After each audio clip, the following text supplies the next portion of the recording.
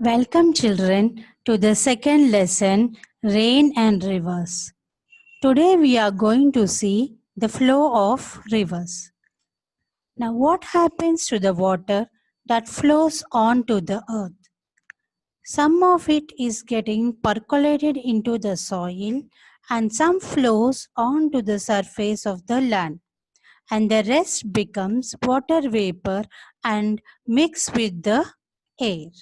So, we will learn about percolation in the next lesson. And now let us discuss the water and the flow on the surface of the land. Have you seen rainwater flowing in small streamlets on slopy lands? Water flows in small streams from the mountain slopes during the rainy season, and however, these streams dry up after some time.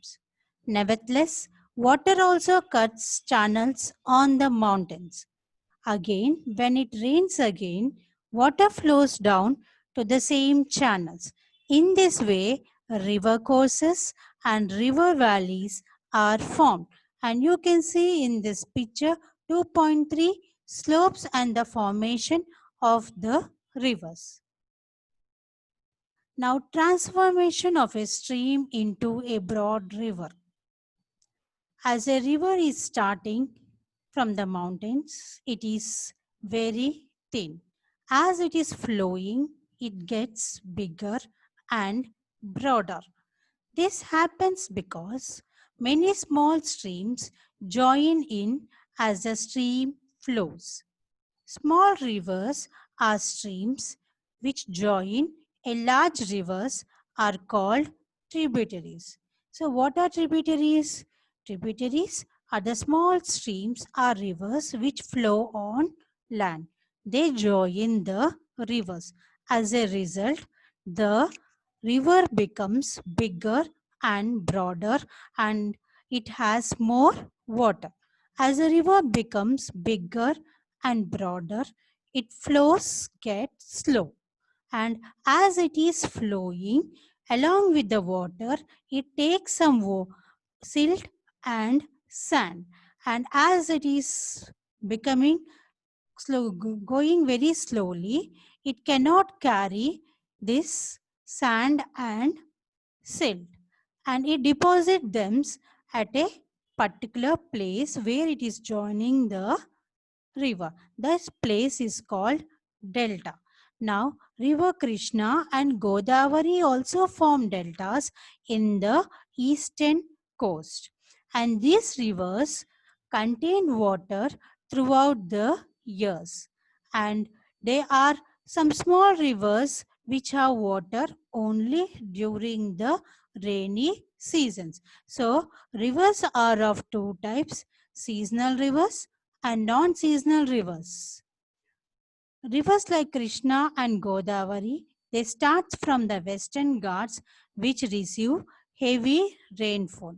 The rainwater slowly percolates into the ground and flow into the river all throughout the year. So these rivers contain water throughout the year. So they are called as non-seasonal rivers.